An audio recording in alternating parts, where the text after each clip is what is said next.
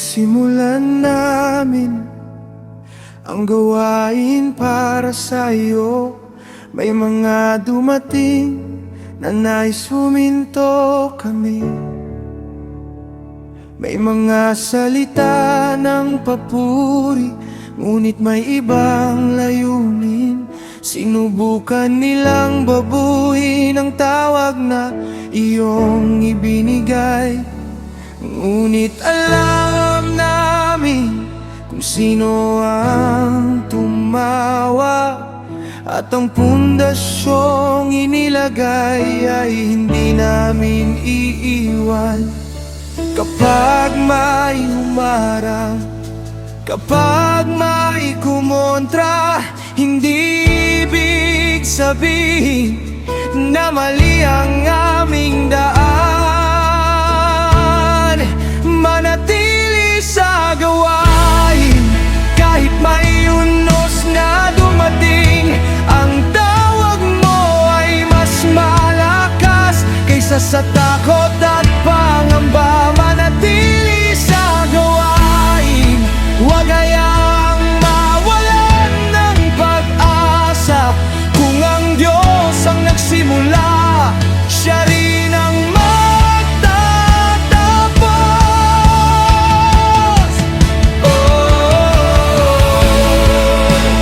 we will stand. Oh, we will trust. Oh, your purpose remains forever.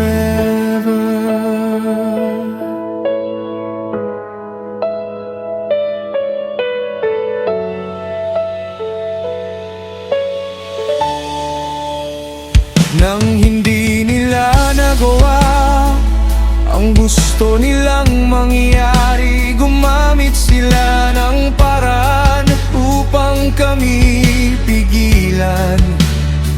Nagpadala sila ng sulat, naghanap ng dahilan upang ihinto ang pagtatayo ng tahanan ng Panginoon.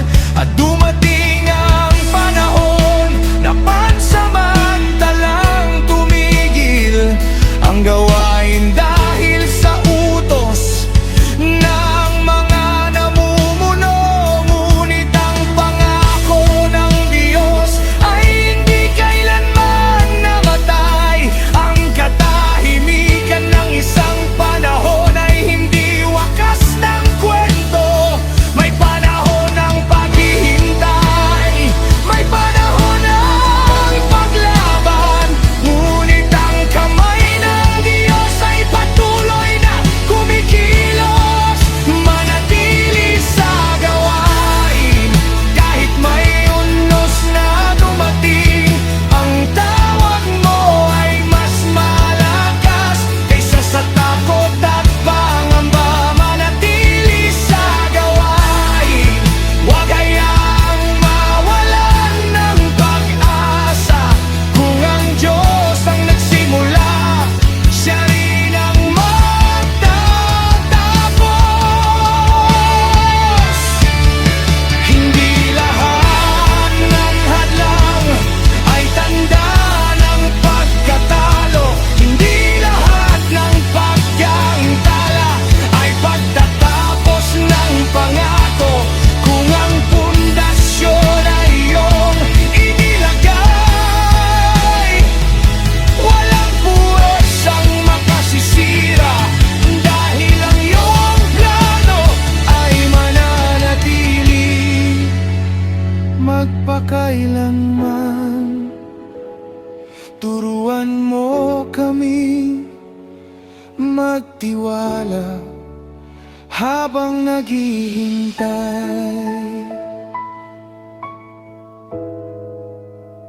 When the doors close, you are still working. When the battle rises, you are still faithful. Hindi mo kami iwan. Hindi mo kami iwan. Manatili sa gawain kahit may unos na dumaiting.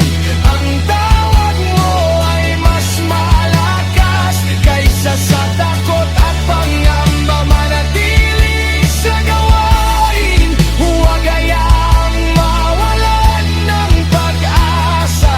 Kung ang Diyos ang nagsimula, siya rin ang magtatapos.